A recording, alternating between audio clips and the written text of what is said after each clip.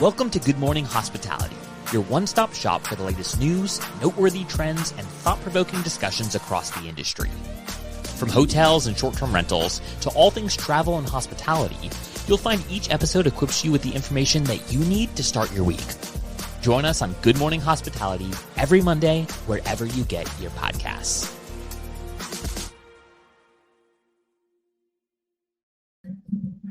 Good morning. Good morning, ladies and gentlemen. How are we doing? Hello. Doing great. Happy Monday. Dang it. How we feeling this Monday morning after a fun, beautiful weekend? For all of our live viewers who are just getting on to the pod, let us know where you're commenting or where you're tuning in from. Comment where you're tuning in from. We'd love to see where you're all at. But yeah, how's your guys' weekends? Catch me up. What do we miss? It was good. I wanted to see if you could guess based on my background does not give anything away, but where in the country am I today? Yeah, let's see. You go up north a lot. So north as in terms of New York. So are you in New York? Are you near New York? I'm in Boston. She said it last week. Come on. Oh yeah. Sorry. I guess you just don't listen. I can't keep up with everyone's travels. For those who tune in, we all knew Brandy was going to be in Boston. I had like incredible seafood this weekend. That was like one of my main goals. And I got off the plane and literally just like a suitcase in hand went and met my friend in the seaport at the Island Creek pop-up and just had like so many oysters and razor clams and wine, which is also important. Hell yeah. It's always important. Yeah. Salt water. Nice. Yeah. For me, nothing crazy. Went to the pool with Oliver and one of his little friends. But in terms of same old, I'm getting on a plane this week. So, oh my gosh! See you later, people. Where are you off to? Going up to the hotel up in Virginia, just for a quick stay. But popping up, I'll be back home tomorrow. Nice, quick work trip. Making sure all the check-ins are done. In and out, check some boxes, shake some hands, kiss some babies, show face. That's the way you gotta do it, man. We just gotta show face every now and then. Just gotta kiss some babies, shake some hands. Well, very cool. Hopefully you have a safe trip. How long are you gone for? Just one day? Just quick? The one night. 24 hours on the ground. That's about nice. I'm on the same flight out as I am on the way in. So that's as much as Kristen allotted for, right? She was like, you get one day. That's it. One day of travel. Yeah, I usually try and squeak 2 in, but yeah, this popped up last minute. So just, try to make it quick and painless for everybody. But it'll be good. Yeah, we've got a 22 key hotel up in Virginia, so it's been doing great. Pulled some metrics on it. We talk about with Jamie a lot on booking windows. Our booking window is 12 days, 12.2 days. Nice. So yeah, pretty tight. Pretty tight. I love it. That's funny. That's really funny. Well, yeah. What about you, Will? What about your weekend? Oh, just spending as much time up in the mountains as possible. Show us the pictures. Pictures. Oh, yeah. Well, I queued up some pictures for our live viewers who watch. But I went up to Crested Butte this weekend. My friend Taylor Hills, who owns Effortless Rental Group out here in Colorado, pinged me Thursday evening, was like, yo, come up to Crested Butte. Let's go on and do a cool hike. So got to do a hike, paddleboarded, connected with nature, disconnected from my phone, had some well and good morning coffee every morning. It was a good time. Yeah. Vibes were high. Looked AI driven, but this whatever. one? Yeah. No, this was straight up on my phone. No edits, no filters, just straight up click, put back in my pocket. All right. Beautiful time. I think we missed the daisies and like the actual bloom by like 5 or 6 days. So it would have been way prettier, but we still got some. It was nice.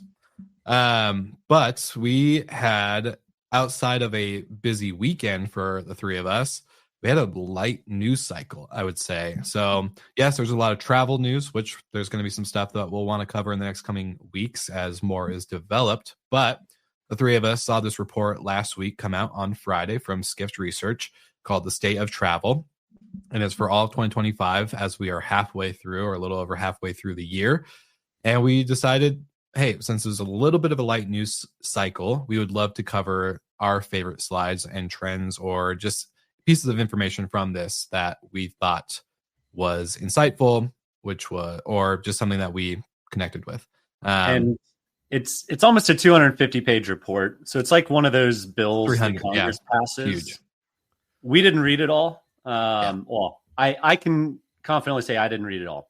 I did scan through probably hundreds of pages that were interesting or important, and we all picked out a couple of ones that we thought were interesting. Some tie into topics we've talked about on the show, some don't. We've done some of the work for you, but go check out the report. Doesn't matter which segment of hospitality you're in. Skift covers it all, and I'm sure there's something in there that's important to your business. Yeah, I was going to say, for all of our short-term rental people, this is great for you to get out of your echo chamber, as we see some people post on LinkedIn, and to experience what's going on beyond that small world. Sorry if that makes people upset. Yeah. But anyways, so let's jump in. I think it's, without further ado, we should just go with Michael, who was so excited about doing this report. So let's jump in. I do love big data reports because it is important to see what's outside of just your bubble and see how broader booking trends and travel trends are playing out. One thing that we've talked about on the show a few times is diversifying OTAs and how credit cards are now becoming better and better distribution channels. And the data, in fact, supports that. So Chase Travel is the largest gainer over the past 5 years or so. I think, again, credit cards with loyalty and points. I might be making this up, but I feel like I read this in the report that something like 70% of people use their credit card points for travel and not other things. So it makes sense why that's such a big channel and growing. But between Chase and Amex's multiple business lines, their travel and then their groups, credit card companies account for about 13% of gross bookings and total market share, which is staggering. That's a huge amount. Now, Amex's group business travel is a chunk of that, probably about half of it. But the credit card companies are forces to be reckoned with within the space. So if you're not starting to think about how to get listed on Chase or on Amex, then do it. Excuse me. Yeah, and it can be tricky. I mean, for like a couple of years, we were trying to figure out, because the systems don't all seamlessly work together. And we had experience we were trying to get on American Airlines hotels, and that's done through Agoda, and it was just like a ghost ship over there. So if anyone from Agoda is listening, like there's just like, they're like, yes, we connect to that, but like you kind of have to figure it out. And like it's interesting. The companies also have to have, like, whoever they're connecting to you with, they have to continue to nurture those partnerships, because if you want to have robust distribution, you have to actually like have the infrastructure to do that. Yeah. I was going to say, after meeting some people on the credit card side of the industry earlier last year, a lot more this year, I've noticed with them that they're very, I wouldn't say picky, but they're pretty corporate. So obviously having the processes down, having the inventory nailed down before they even start listing any homes or hotels, right? Like they know exactly what they're going after. Obviously, there's a lot of things that go undiscovered, right? They're not going to find every brand, every home, every hotel that is perfect, and they're going to have to continuously add on.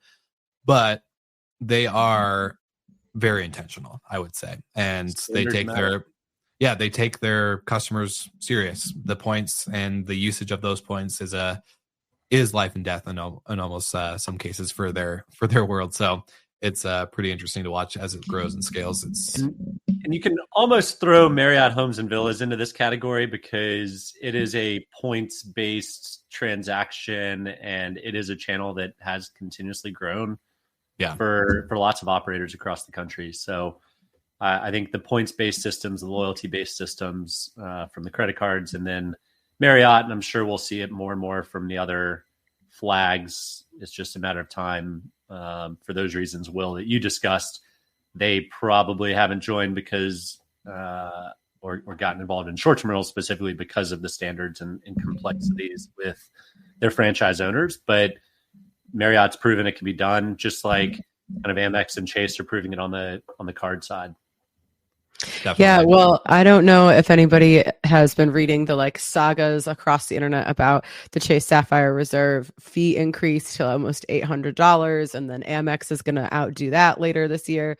And there's so much, like all their loyalty points are changing and how you can buy and book travel, and it's becoming even more complex.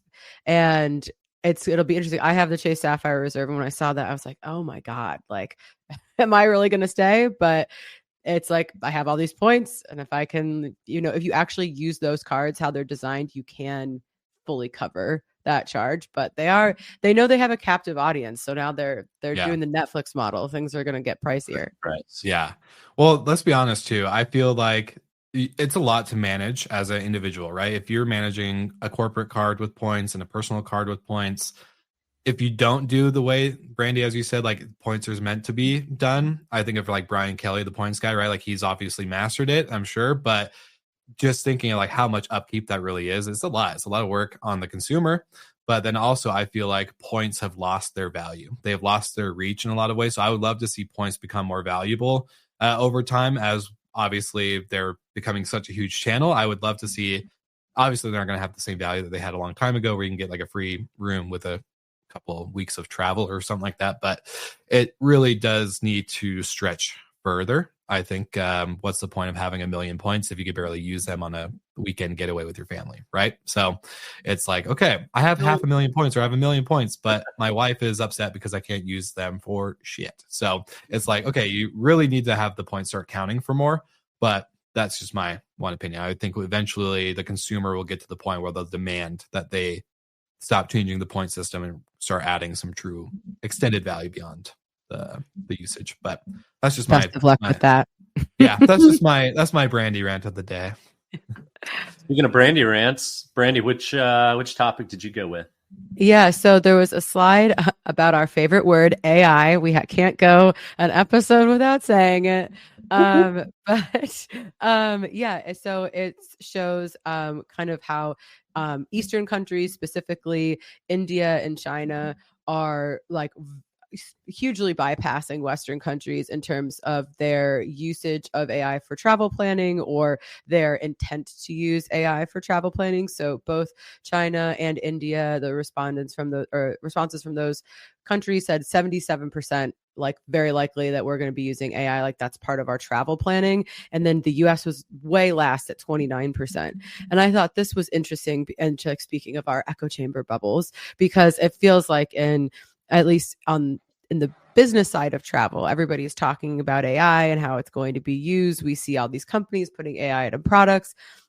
Personally, my friends that are in, like engineering, that's super huge. Everybody's using AI in their daily work life to write emails and make them sound less mean or something. You know what I mean? Like everyone, but that is just my bubble, because clearly this shows that we are so far behind in terms of like where that is in people's, like right in the forefront of people's minds. And I think travel is a really accessible and frictionless way to start using AI, because you can just, especially big family trips, you could help me put together the schedule, help me organize these flights, help me find the hotel or the quickest distance or whatever. And so there's this first friction point of people being apprehensive about it, like the general population, and they need to like overcome that. And certainly China and India are way ahead of us in that respect. So I'll take the contrarian view here. I get it for group travel and organizing schedules and flights and whatnot. That makes sense. But there's an old study from HomeAway some number of years ago that people enjoy the planning process as much, if not more, than the actual trip. Just the daydreaming and I can do this, or I can go here, I can eat there. And AI can just suck the fun out of the planning phase. You learn a lot through the discovery. Maybe it just like- automatically tells you, Will. I would like to veto that. I think it's a great starting point for the discovery phase. It's a good way to get the creative juices flowing and say, hey, like we have a family of 6 and we're thinking about these dates and this is our budget or this is our range, right? Like kind of a good starting point, I think. Could be creative.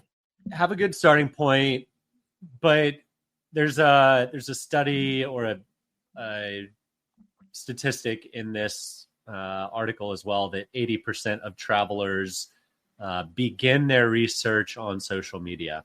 Yeah.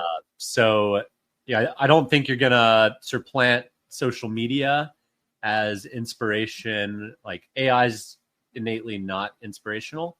Humans are visual creatures. Let's see the inspiration on socials, and then go to your favorite channel, whether it's direct, whether it's Google, whether it's AI. But I don't know. The planning process is fun to me.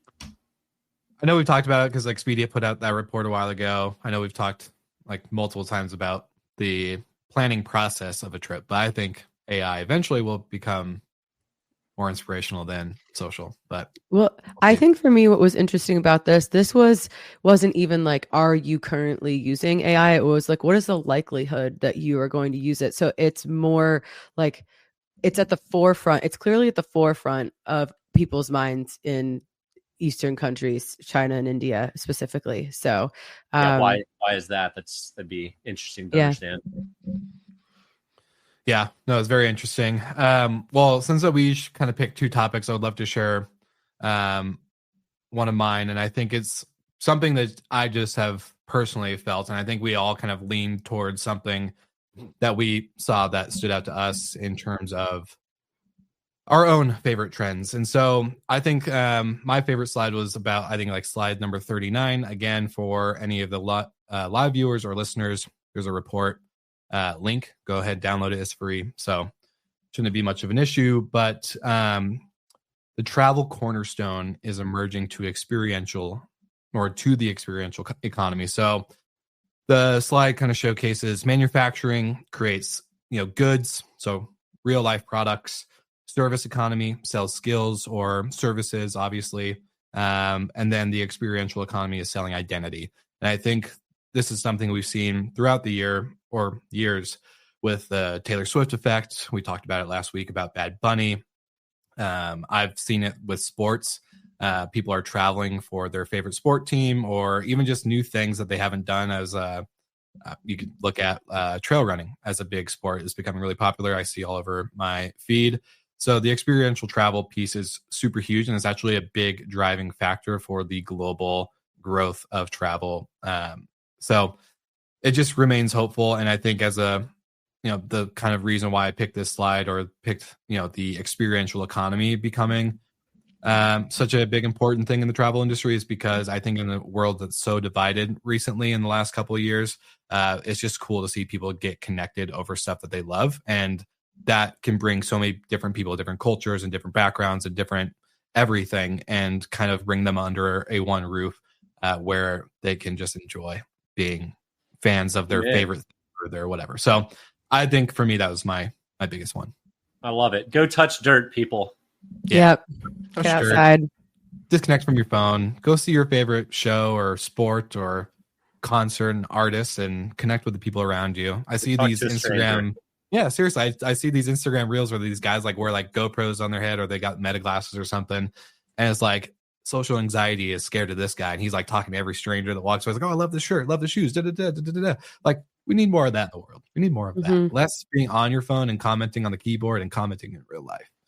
So the best industry to facilitate that is hospitality. So amen, baby. Absolutely. Amen.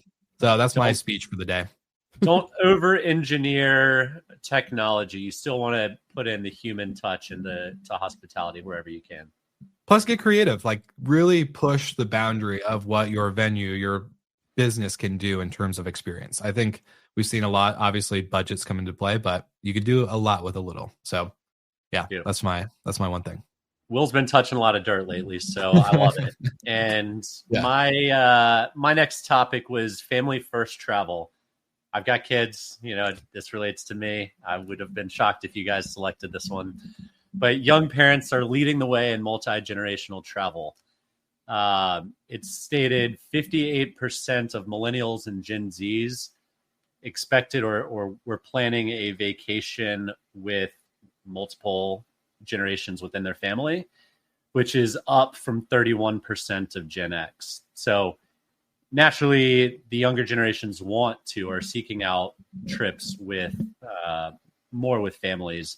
And 81% of Skift's respondents preferred to go to destinations that were more family-centric and had activities for all ages. And this kind of hits home with what we're building at Nook. We want to be family first. We see a lot of outdoor hotels and concepts being couples oriented, couples driven.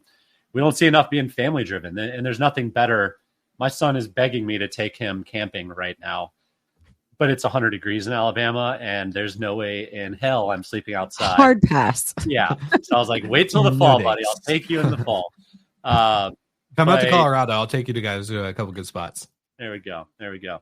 So yeah, it's just so important for kids to touch dirt, and play in the dirt and get dirty, and for moms and dads to teach them how to fish and what to look for, how not to touch a snake and run right up on it.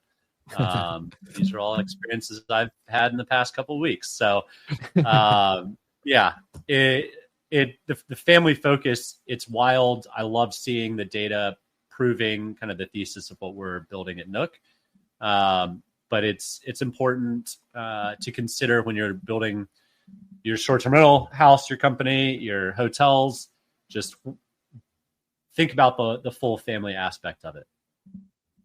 Yeah, it's really good. I heard a podcast the other day about how like a short-term rental host needs to kind of put themselves in the guest shoes more. So it's like if you're a mom or a dad, think about other moms and dads being at your place and like the way that the toys are set up on the dock, or the way that the kitchen is maneuvered with cooking utensils and spices or whatever, right? Like just think about the little things on top of what you were talking about, Michael. But no, I love that. That was awesome.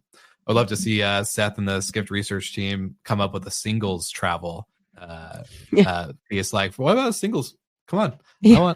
There might have been some data in solo travel. I think I scanned through some there. So all right. We'll have to do a much deeper dive. Yeah, 100%. I love it. What else do we got here? I think we had. Yeah. So I thought this kind of fit into the AI travel planning, but there is a slide about booking trends across different hotel verticals, like hotels, flights, but like direct site versus OTA. And for the hotels, I found really interesting that 50% of people are booking directly on the site versus 43% on OTAs. And I find that really interesting. It kind of surprises me that OTAs have such a small gap. And then I guess that other percentage is, travel agents maybe, or something like that. But I think that goes to show that people are somehow figuring out, like, the OTAs don't have the dominance of aggregating all that data anymore, even if they that's their sole job, but people are figuring out ways to kind of do that themselves that fit their personal needs. And I think that's where the AI travel planning will come in. I mean, are they going to search all the OTAs and the direct sites? Probably. But if you say, I want to book direct, or I want the cheapest price, that's probably going to be the direct site. And I think that will lead more and more people towards direct. And this, for a bigger conversation, for someone more knowledgeable than me, this is all like the fight about AI search versus like regular search, and how that's going to totally shift. If anyone's been doing Google ads recently, that there's been big impacts.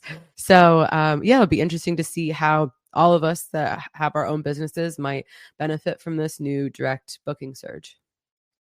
100%. I just wish I could remember what was mentioned in more detail at the AI and Data Summit in New York by Skift, because there was a lot of commentary about that, and it's crazy because it's shifting like pretty quick, with how dominantly just popular AI has become, with people just playing with it. So, yeah.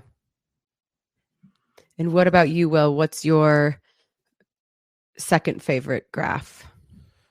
Oh, well, let's go over here. And it's pulled it up.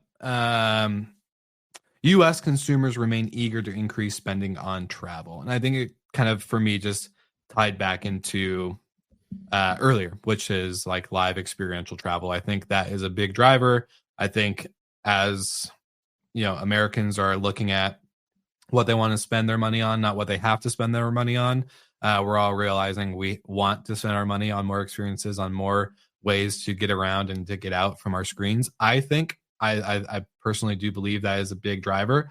So in this slide, it really just showcases the increase of travel spending. And so over the last, I would say since February, it looks like February is when things really started to shift in terms of travel dollars being allocated or wanting to be increased. So I think that's pretty important because it's just like COVID, right? Enough time anchored down in one spot, you get a little antsy. So you want to get out and about. And I think we all look at our bills and the income we're making and taxes and all this stuff, and we realize we wish it could just go to more fun things, right? So we all had travel taken away from us 5 years ago, right? It hadn't even been that long. So I think we all learned the importance of travel and social activities. Both of your points, Will, are perfect microcosms of what was taken away from us in COVID, and how important it is to get out and experience new things and travel. And we're all in this industry. My guess is because we love it, not because not for the money, because we all know where the money lies in this industry. But it is it is a great industry. We all love to travel, and we all know how important it is. 100%. It's all been a big part of all of our lives. You could tell the people that aren't in hospitality for hospitality, right? So it's a pretty clear distinction. Yeah, I think that's the right word. Anyways, what's going on this week? What are you guys looking forward to? Give me something other than same old, same old. Give me a little teaser, just a little something outside of your traveling to the hotel, Michael. Traveling to the hotel. I'll send you a picture. Perfect. It's not going to be as pretty as yours, though. To be honest, that's going to be tough to beat. That's a good view. That's a good view. Brandy, what are you doing? Well, I'm heading back to the Soup, aka Miami, this afternoon. This week kind of chill. I'm back home for like a week and change, and then I'm going up to the Adirondacks for like 3 weeks. So that I am very excited about. Although I have been told the bugs up there this year are outrageous. So ferocious. I'm not totally looking forward to that part. But being in the lake is like my favorite thing in the world. So I'll deal with the bugs. Bring extra spray and maybe a face cover so you don't. And those electric rackets. Oh yeah, for sure. I need to get one of those for my camping trips. I went to a camping spot last weekend or something, and I made it one night because I woke up the next morning, had coffee, completely bundled, and was getting destroyed by mosquitoes. And no amount of spray, campfire smoke, or tiki torches would help. So, yeah, it was bad. I feel you, Brandy. I feel you. Anyways, for all of our live viewers, thank you guys so much for tuning in. We want to hear about your week, so feel free to message into the show on your favorite platform, whether it's LinkedIn, X, or, of course, YouTube. We would love to see where you're tuning in from, what you like about the show. And then, of course, shout out to you guys for making the episode so fun. And like always, make sure to like and subscribe to the podcast if you haven't already. Ladies and gentlemen, without further ado, see you guys next week. Bye.